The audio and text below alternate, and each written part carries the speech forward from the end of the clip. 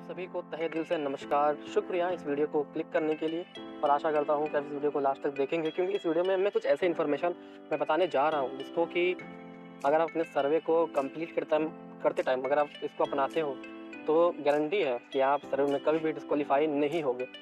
सबसे पहले बात करते हैं कि कोई भी सर्वे हो, चाहे वो अट्टा पोल से हो, स्वैगबक्स से हो, पोल पे से हो, या कोई भी अदर एप्लीकेशन हो या वेबसाइट हो, मैं बताने जा रहा हूँ कि ऐसे कौन कौन से रीजन्स हैं और आपको ऐसा क्या करना चाहिए जिससे कि आप सर्वे में कम से कम डिस्क्वालीफाई हो, बिल्कुल ना ही डिस्क्वालीफाई हो। ऐसे में आपको रीज़न और टेक्निक में बताने जा रहा हूँ।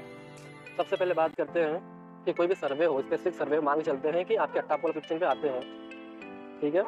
तो वह सर्वे सबसे ज़रूरी होता है कि जो अट्टा पोल है मैं यूज़ कर रहा हूँ, आप यूज़ कर रहे हैं, और हमारे जैसे हज़ारों लोग उसको यूज़ करते होंगे। लेकिन कोई भी सर्वे आता है, एक सर्वे जो है वह एक लिमिट ऑफ लोगों के लिए होता है, यानी कि उस सर्वे को सिर्फ 500 लोग या 1000 लोग जो कि पहले उस पर टैप करके कंप्लीट करना शुरू कर चुके हैं, सिर्फ उन्हीं के लिए होता है। अगर वह सर्वे सिर्फ 1000 लोगों के लिए बना है और आप 1001वें पर्सन हो, आपको डिस्क्वालीफाई कर देगा, क्योंकि नंबर ऑफ पीपल लिमिट खत्म हो जाती है उसकी। दूसरे नंबर पे आता है कि जो सर्वे है वह किस स्पेसिफिक जेंडर के लिए है। सपोज करते हैं कि जो सर्वे बना है वह फीमेल के लिए बना है, महिलाओं के लिए बना है, और आप तो हो मेल। अगर आप डालते हो कि उसमें पूछता है ना कि अपना जेंडर बताइए, तो उसमें आप डालते हो मेल और सबमिट कर देते हो। ऐसे सिचुएशन में भी 2-4 क्वेश्चन के बाद आपको डिस्क्वालीफाई कर देगा, क्योंकि वह जो सर्वे है वह बना है स्पेसिफिक फीमेल के लिए, महिलाओं के लिए बना है। इस वजह से भी आपको डिस्क्वालीफाई कर देगा। यह हुआ दूसरा रीज़न। तीसरे रीज़न की बात करें, मान के चलते हैं कि आपने जो पहला सिचुएशन था, जो पहला कंडीशन था, आप उसमें क्वालिफाइड हो गए, यानी कि 1000 के लिए सर्वे बना था, आप उसमें से कोई भी पोजीशन पे आप हो।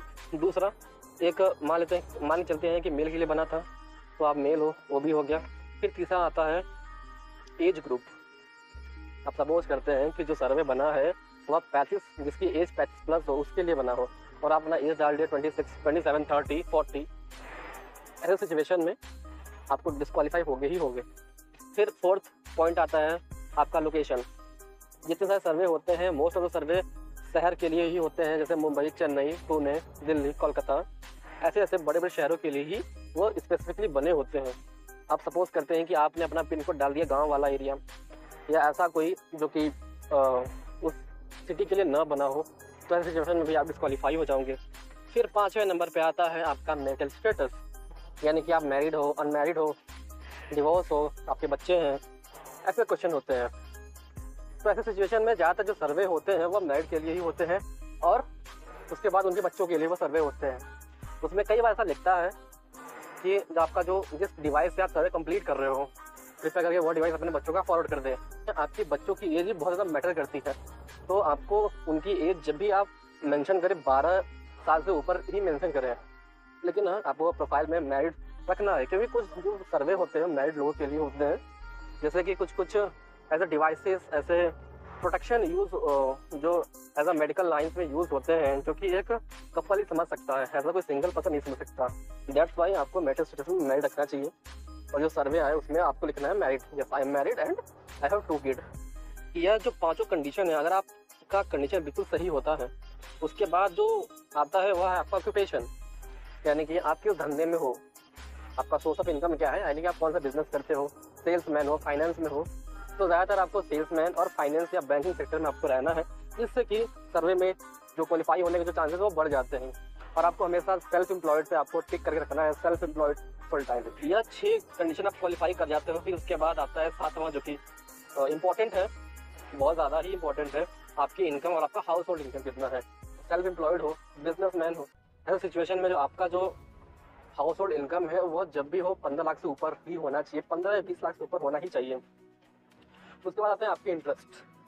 बहुत सारे ऐसे सर्वे होते हैं जो कि आपके इंटरेस्ट पे बेस्ड होते हैं, जैसे कि playing card, playing game, playing online game like PUBG, COD, playing casino, या फिर आपके जो इंटरेस्ट है जैसे कि कैंपिंग करना, साइकिलिंग करना, मोटरसाइकिल का शौक हो, घड़ी पहनने का शौक हो, घड़ियाँ हैं, इन सब के बारे में इंटरेस्ट, जो भी इंटरेस्टिंग जो भी क्वेश्चन इंटरेस्ट के बेस पर है, आपको इंटरेस्ट पे टिक कर देना है। जहाँ आप टिक करते हो कि I am not interested in this, उसके बाद आप तो डिस्क्वालीफाई हो ही जाओगे, समझ जाओ आप। इन सभी सिचुएशन से आप खरे उतरते हो। फिर लास्ट वाला जो सबसे इम्पोर्टेंट तो नहीं है, लेकिन आप कहीं ना कहीं अपना रोल प्ले करता है, सिलेक्शन ऑफ प्रोडक्ट्स। अब यह क्या होता है, जैसे कि उसमें लिख दिया सर्वे में, अगर कुछ इमेज बना के दे दिया या फिर कुछ प्रोडक्ट के नाम लिख दिए, उसमें पूछेगा कि आप इन प्रोडक्ट को जानते हो, कभी कभी नाम सुना है ना। भले आपने उसका नाम ना सुना हो कोई बात नहीं, लेकिन आपको एक 2-4, अगर आपको 10 टू दिया है तो कम से कम 6-7 तो आपको टिक कर देना है और आपको आगे बढ़ जाना है। आप लेकिन उसमें एक और ऑप्शन होगा कि नहीं सुना है, कभी सुना ही नहीं, कभी देखा ही नहीं है, तो उसमें आप टिक करोगे तो आप समझ जाओ डिस्क्वालीफाई हो जाओगे। तो उसमें टिक करके आप आगे बढ़ोगे तो उसमें पूछेगा कि आपने इसको कहाँ सुना है, तो आप पहले उन सभी जो प्रोडक्ट है उसमें टिक किए रहोगे, एक बार आपको गूगल सर्च से देख लेना है। और उस फोन से मत करिएगा जिससे आप सर्वे कर रहे हो, दूसरे फोन से करिएगा, नहीं तो सर्वे 20 से ही स्क्रीन आउट हो जाएगा और आप खत्म हो जाओगे, डिस्क्वालीफाई हो जाओगे।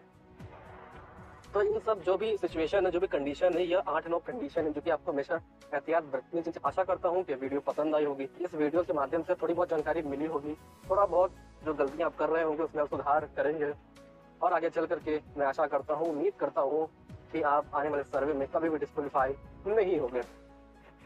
वीडियो पसंद आई हो तो वीडियो को लाइक करें, चैनल को सब्सक्राइब करें ऐसे ही इन्फॉर्मेटिव वीडियोस के लिए। और एट द लास्ट आप सभी लोगों से बहुत बहुत दिल से धन्यवाद, क्योंकि इतना ज़्यादा बैकग्राउंड में नॉइज़ है कि मैं क्या बताऊँ, लेकिन फिर भी माफ़ी चाहता हूँ बैकग्राउंड नॉइज़ के लिए। और तहे दिल से शुक्रिया कि आपने यहाँ पे वीडियो को देखा।